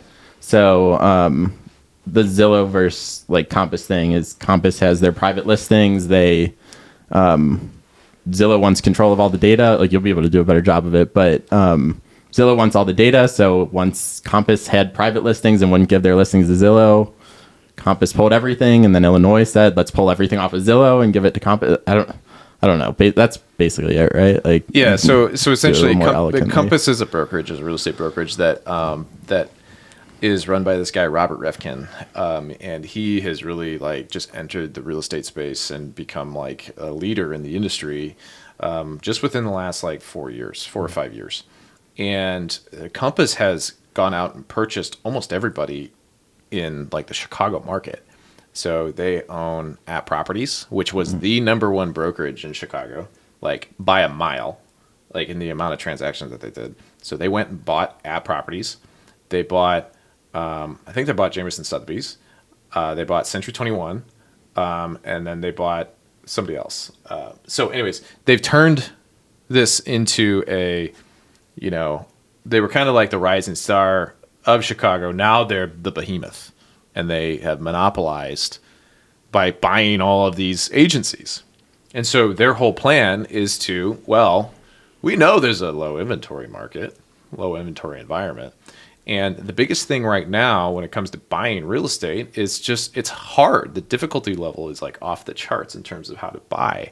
And so you get, you can have agents that are very powerful if they have off-market inventory that people can go to and be like, the only reason that I could buy this property is because I know so-and-so who's at Compass who has this off-market inventory or has access to this off-market stuff. If it goes public, I'm competing against all of these buyers, and my chances of winning is going to be much harder, right? So Compass is really leveraging this private listing network, and they are, because they control a lot of the market through this agency purchases, they can now say, well, we've got this nice little syndicate of off-market properties that people can come to us. That makes Compass agents extremely valuable for the consumer. It makes their brokerage valuable for the agent to want to switch brokerages to go join them. And in my opinion, it hurts the consumer. Okay. And it hurts the consumer not from the buy side, it hurts the consumer from the sell side. And that's where the off-market stuff is. You were just talking about your deal. You bought it off market. And that benefited you because you were a buyer. Mm-hmm. That deal, if it were to go publicly, may not have been the same. You may have paid a higher price because there were another investor that wanted that deal. Mm-hmm. And then you would have to go bid against them. And so who just got hurt there? The seller. Mm-hmm. And so here's the whole thing that Zillow is doing. So Zillow is saying, we want all of these private market listings to be public. We want the most exposure for people to buy properties, especially when there's no inventory. Mm-hmm. And so for you to hide the inventory away from the consumer, it doesn't help anybody. It actually makes it harder for them to access housing. It kind of restricts people from accessing housing because if they don't know the right people or if they're not connected, you may never actually get housing. Mm-hmm. So Zillow is actually kind of being the knight in shining armor here, saying, no, we don't want you doing all of this private market stuff. We want the consumer to be able to have choice or to be able to see everything that's available. And also, you guys are convincing these sellers that selling off market is in their best interest when all of these studies are showing that selling publicly actually generates more exposure, more buyers, higher prices. Except the study that Compass released. Except the hand-chosen study that Compass released that said private listings actually generate higher deals or higher sale prices. So yeah. So when this whole thing started happening, okay, Zillow was all of a sudden given this ultimatum of you need to. So Zillow was basically in another state. Okay, so here's where the big dilemma started to happen. Zillow wants all of these listings to be public. In another state, there was an issue where I think they had said that, hey, these listings, you're making them private, so then the moment you flip them to public, we're not going to show them on our site. That pissed off the Chicago MLS, MRED, even though they're in another state. These aren't even listings that are part of our MLS. That pissed them off so much that they said, if you don't reinstate those listings, we're cutting off our entire market to you. And they did it. And they actually pushed the nuclear button and they removed 15,000 listings that were in Chicago and gone from the public eye. And so all of a sudden, those buyers that were in the market that use Zillow, and people are like, people use platforms outside of Zillow. Well, it's true. I mean, there's Redfin, there's Homes.com, there's Trulia, Realtor.com. But the thing is that Zillow, like, has 40 to 60% of the market share in terms of online traffic. And so you just eliminated almost half or more of the buyer pool from accessing housing because you cut them off from Zillow. And so so that's the whole piece here, right? So there is this big argument of which now you're on the stance of this hurts the consumer. And how did you come to that?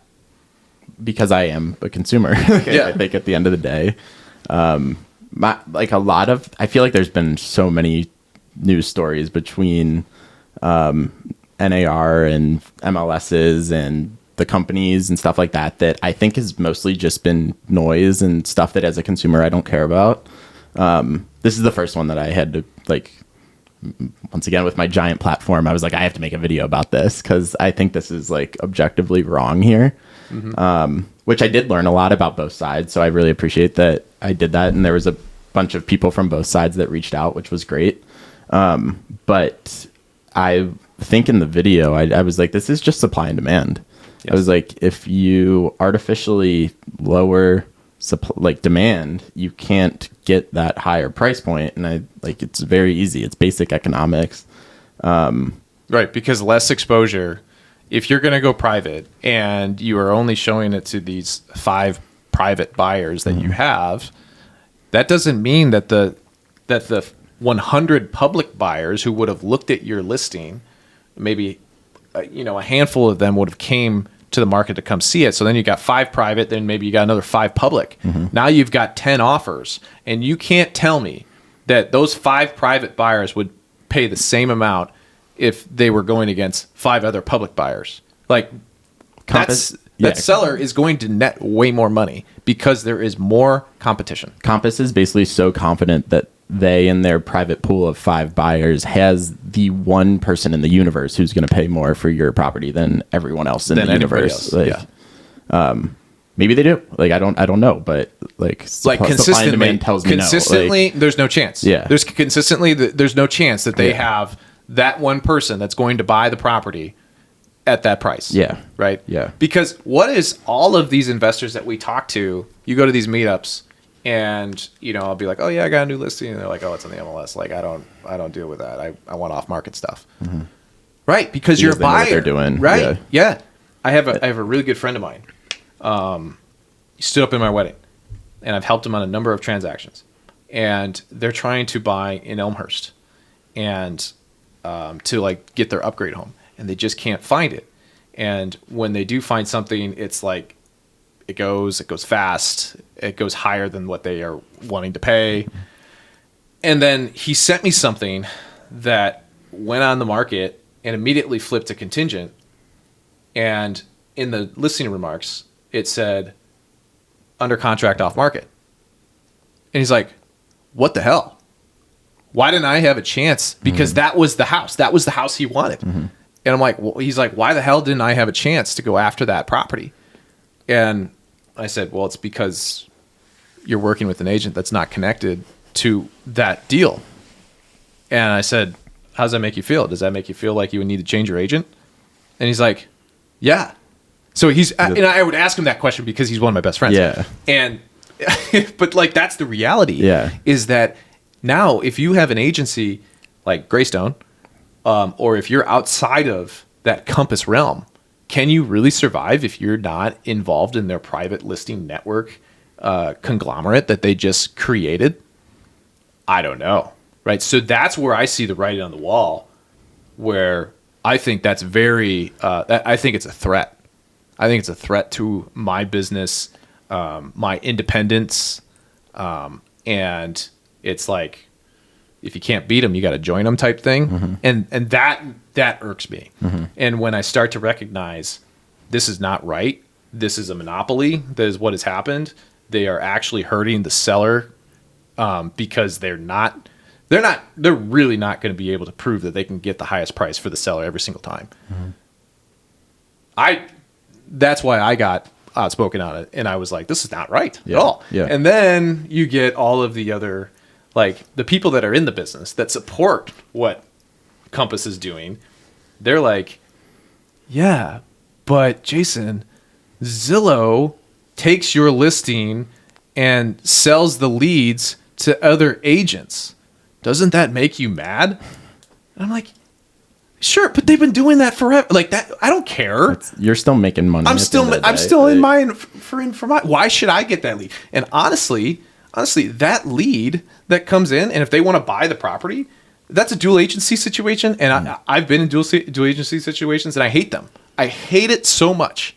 And I'll even pass it on to somebody else in our brokerage, and I still hate it. I still hate it because there's a weirdness, you know. You're not necessarily representing your seller in the best state, and if you're representing the buyer at the same, like you, all of a sudden, like the duties that you can do in that transaction are actually not as strong as what you could if you were just representing one party.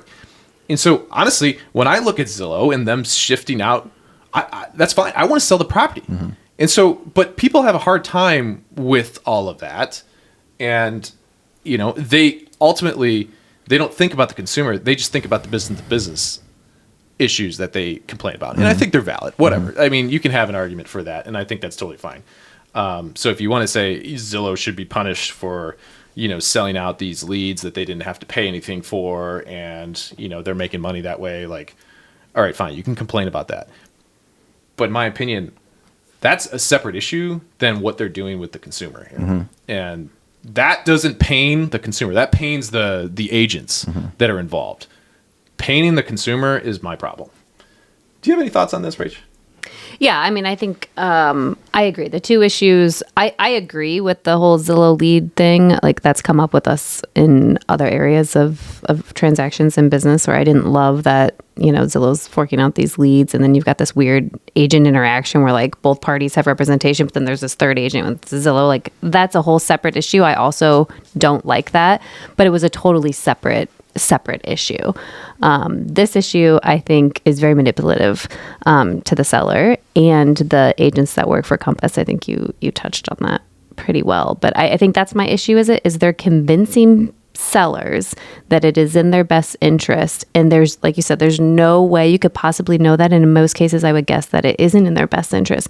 So you're like kind of lying to these people. I mean, they've got their study, whatever, but you know, when you fund your own study, you know, it's always going to err on your favor. Yeah. But you're manipulating them into thinking that this is a good decision, and less competition is never better for anybody. Right. And you're not just manipulating the seller. Compass is manipulating their agents. Yes, both things. Yeah, because how many agents did we see out there being like, come to me because I have the listings. I have all the inventory. Right. Now, so come to me because I'm the gatekeeper of housing. And tell me, in a world of fair housing, tell me how that Compass agent who is saying, come to me because we have a huge network of off-market stuff, that makes fair housing fair. It doesn't. It means who's connected to that person, who's connected to that agent. Oh, only the housing that's available, the best housing that's available, is for the connected people. And to me, I think that's where this is totally off. And what Robert Refkin is doing is taking it way too far. Far. He's a smart guy. You're right. But you'll have the opposite side that is like, why is this not just business strategy? To me, this is antitrust. Yeah. This is you're in the realm of antitrust where you've purchased everybody. You've just acquired everybody. You now have control of all these listings. You now are forcing a narrative down the throats of the agents, who then go to the sellers, who then speak the language of what they were just told from the top. And so you are manipulating a market because of you've acquired all of these agents. Yeah, I said he was smart, not legal or ethical, but right. So it's actually going to court. There is a Zillow versus Compass issue that's happening, and in my opinion, there needs to be some type of legal standing on this, because if you continue to allow this, the independent brokerage like myself is screwed. I think it can be. Is that they all of a sudden create a private market that is only accessible to the people that are involved in that. And so if you're outside of that, your business is harder. And what happened? I think the listings got pulled from Zillow on like a Thursday, and then by Sunday they were back or something because an Illinois judge said that it was Right, not that- constitutional or something. Right. Yeah, exactly. So there's a whole bunch like there's a whole So lot when the going listings on. were pulled, they were reinstated within like 48 hours. I had to go. I had a seller say, "Hey, how come my listing isn't on Zillow anymore?" Yeah, I mean, that timing was very impactful because Thursday is when you're always posting your open houses. And so then to put it back on. I think it was a Thursday. I'm not positive. No, I but think you're right because that you had just posted an open house. Yeah, I think so. I think it was that timing of the week. Yeah. That's impactful timing and purposeful. Yeah, Definitely. Yeah. So then I had a seller that was like, "Hey, how come my listing isn't on Zillow anymore?" And so I had to make an agreement with Zillow directly that would get our listings back on Zillow. And so then we became like, "Hey, I'm proud to be back on Zillow because now I am not going to agree with my MLS that I am associated with. I am an agency owner, so I have only agency owners have the ability to go do that. Designated brokers have the ability to go make these agreements with Zillow. And so I went ahead and I made this agreement with Zillow that, if in case that our MLS cuts out the listings ever again, we are going to be back always showing on Zillow. So that's great. And I thought, I didn't realize that could be a thing. So Yeah, thank gosh you couldn't. I was going to say, I thought your stand was really cool on it just because it was such a small number of agents that were taking that view of it, because it felt like it was kind of divided into three groups. There was like the Compass agents that some had really good points on making sales easier and things like that I agreed with for some reasons. There were you and a smaller number of people on the other end saying like, hey, this is bad for consumers, that I really liked and agreed with. And then there was like a large middle where they were like, oh, this is happening, like come you can view, like you can sign up for my MLS access here. And they like wanted to use it as like a lead funnel or something like that. So It was wild. Just like that dichotomy of like the Compass, which I originally thought it was going to be very like rehearsed lines and things like that, but some maybe they were rehearsed, but some seemed like they had good points. But then everybody else who may not have been thinking for themselves or were trying to just take advantage of it. They were just using it as a marketing thing. Yeah. So it was very interesting. But yeah, I know. And it was like every agent that you were following, it was like, holy cow, they're using this as leverage. Please come to me because I'm the gatekeeper. Yeah. And they did not recognize, like, bless their hearts, they didn't actually recognize what they were doing. Yeah. Right. They were just thinking like, oh, well, I'm part of this agency and like, this is what we're doing. And so, we've got it. Come to us. And like, but in the image, in my opinion, here's one piece.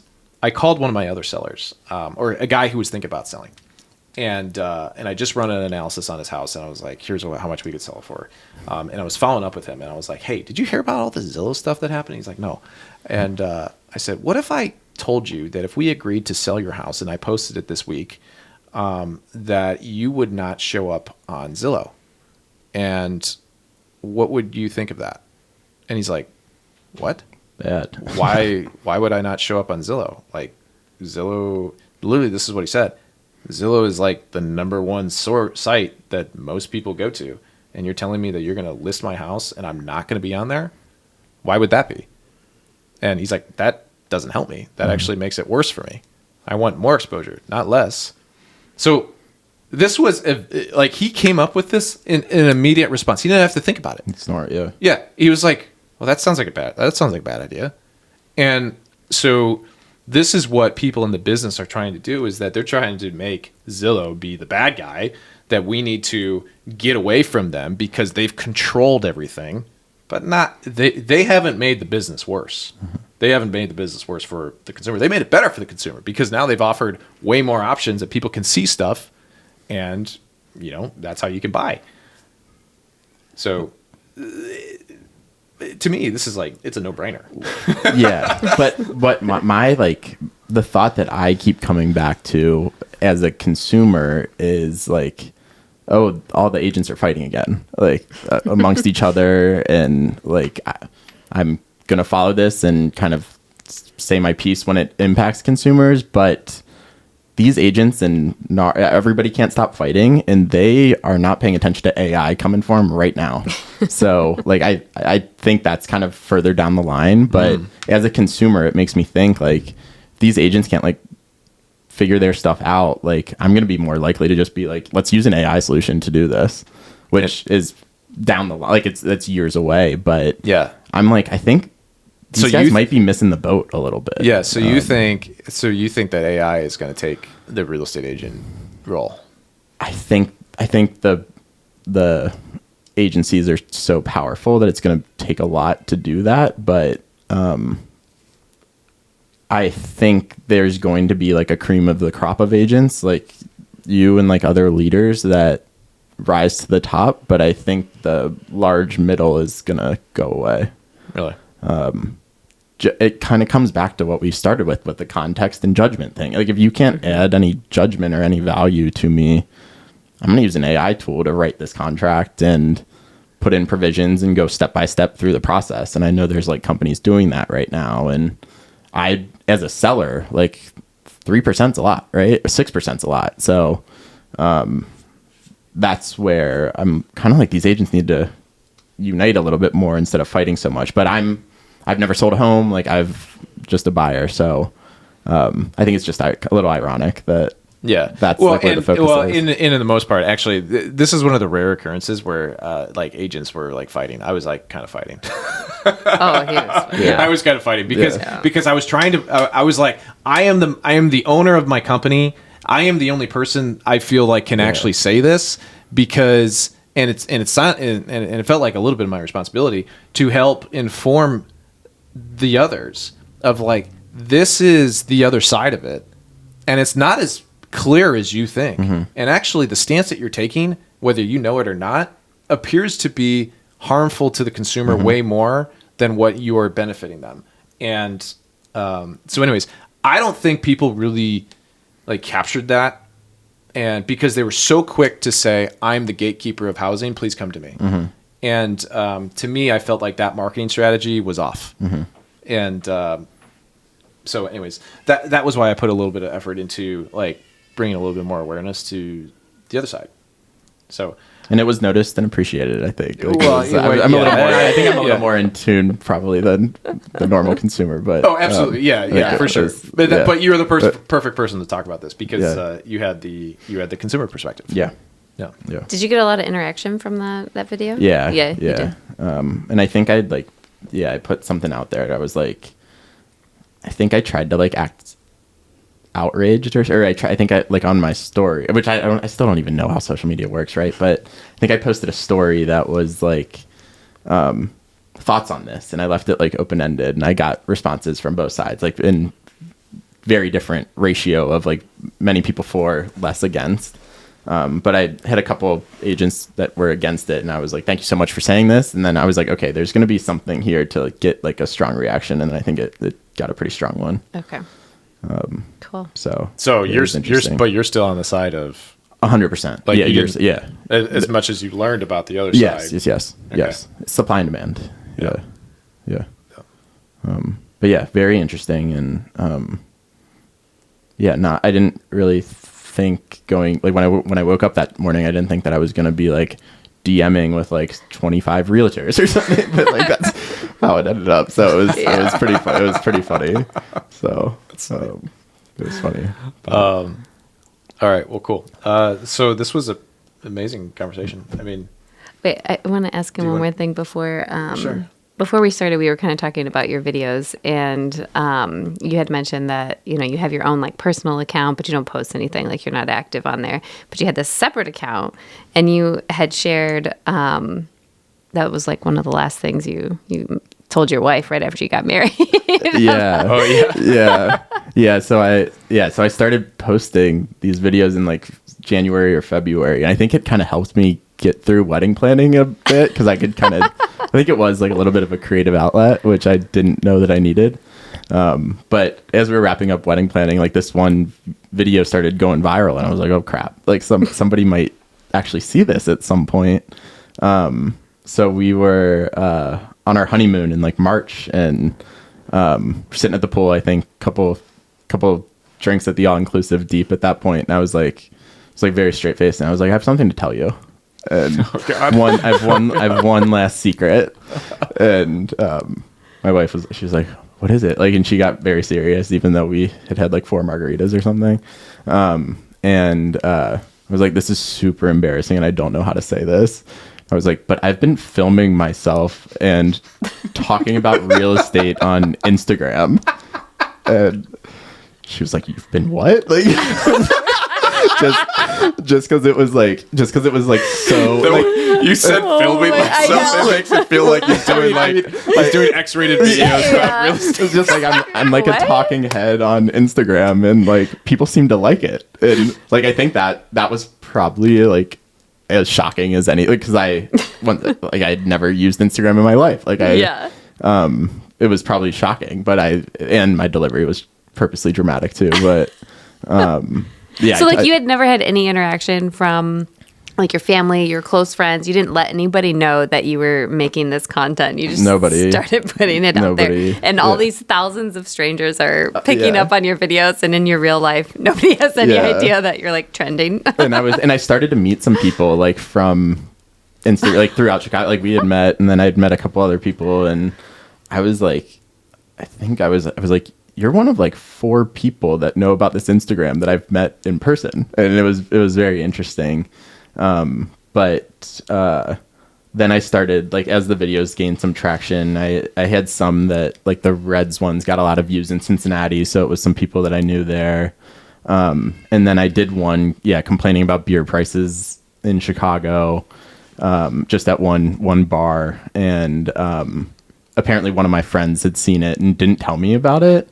So it was like one day where one of my friends had seen it, and then I started getting likes by like different friend groups and stuff on this one Chicago video, and I was like, oh crap, like, and then it kind of snowballed from there, where it was kind of the same thing like with the slumlord, where all my friends were making fun of me like at the beginning. So doesn't bother me too much, but yeah, they were like Grady's trying to be an influencer now, like so. So you tell your wife, and then do you start showing her all the videos? At that point? she was like, I'm gonna wait for it to come up like organically. And then I think that beer one did. So it was pretty funny. That's awesome. We'll see. But it was a my final secret. So and then I waited till the honeymoon. So it was perfect timing just for how embarrassing. So it was good. Awesome. But all right, should we wrap? Yeah. How we wrap these is we usually do one big takeaway from the conversation. And I always point at Rachel first.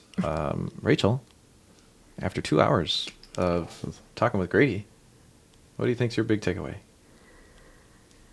I would say I am impressed and motivated by your purposeful actions to get uncomfortable.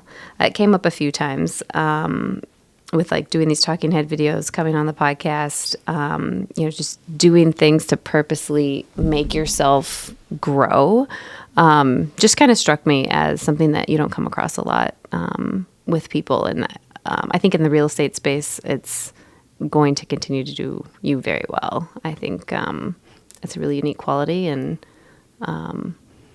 I think it's actually kind of inspiring. I like that. It's good. It's totally inspiring.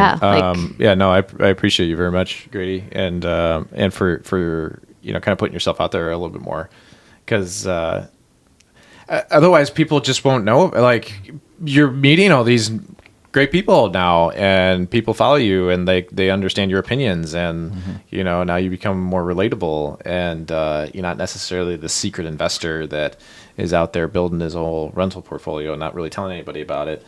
I love people that share, man, and I think it takes courage to share, and especially when you share with what your first kind of popular video, you're going to get a lot of people that are being like, this guy's an idiot. Like, you're going to get way more haters, and there's a lot of people that actually can't deal with that type of feedback. So it actually, because you put yourself out there, there's a risk and there's a reward. And sometimes the reward is that you grow thicker skin about like, what I'm doing is great. And like, sorry if I didn't communicate it the way that you wanted me to communicate it, but this is the way I feel about it. And here is the angle and how it's helping me. And like, I hope that other people kind of do the same. And so anyways, I think that I'm piggybacking what you have. And then the other piece was that I like that you just kind of jumped in and you were just like, yeah, the numbers said I was going to make $200 a month, and then I just didn't. And like, that was totally wrong. And, but it didn't stop you. It didn't stop you from going on to the next one and going on to the next one and trying something new. The whole partnership thing with the Airbnb, and like, that's actually turned out pretty good. I know there's some backstory to that where like, it wasn't good to start with, but then now it's kind of flipped a switch and it seems like it's doing pretty well.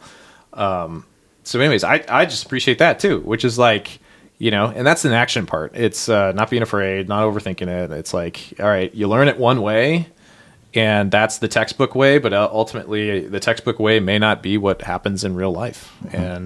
But your story of actually going through and doing it, and like, now you make the adjustments for the next one. Don't get too high or too low. Stay even keeled. Yeah. So great stuff, man. You brought a lot of value to this conversation. So now I got to ask you, what was your big takeaway? Yeah, I mean, I feel like I talked for an hour and 45 minutes of this, so I didn't let you guys speak much, but I think the one piece, like how confident and rightfully confident you are in Chicagoland appreciation, and like looking at the data and rethinking strategies on how I can make money, how I can take like the next step in my business. Super impactful. So that's definitely something I'm going to think about, and not necessarily going to like start doing open houses in Lakeview or anything, but something I'll definitely keep an eye on and try to learn the market a little bit. So I appreciate it. Yeah, cool. Yeah, no, it's I appreciate that comment, because that's how I advertise my business. Yeah. And I would say, and outside of just that business takeaway, I would say just how welcoming you guys are, and how easy it is to just sit here talking for 2 hours. So. In the Nook. The Nook is very comfortable. I feel like the Nook is doing its thing. Yeah. Yeah. I feel like the Nook can be the conversation pit. Yeah. Less intimidating. Pit. The conversation pit. Yeah. You need a sign or something. The pit. Yeah. The pit. But it's not down in a pit. Yeah, it's not really a pit. The pit. The working title. Yeah. You call it the treehouse. We're kind of up in the trees a little bit. Yeah. I don't know. What do you think? I can ask my followers or something. Get a poll. What on this podcast? Can you imagine the talking head video? Oh my gosh. Yeah, I want to imagine that. That sounds fun. Oh my gosh. Well, that's great.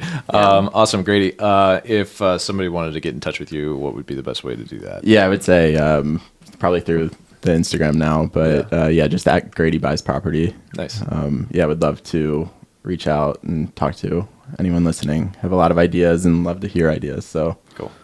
Always open. Amazing. All right. Awesome. Well, thanks for coming on. If you found any value in the show, I know you did, please share it. We're still trying to continue to grow our podcast. And if there's anything that, if there's anybody that you think would be a great guest to have on, don't be afraid to reach out to us, and or even volunteer yourself, because that would be cool. Always looking for people that are willing to make themselves uncomfortable. So I asked Grady, so he didn't volunteer himself. But it's the next step. Yeah. Yep. Awesome. All right. Thanks for listening to the show, and please share it, and we'll catch you on the next one.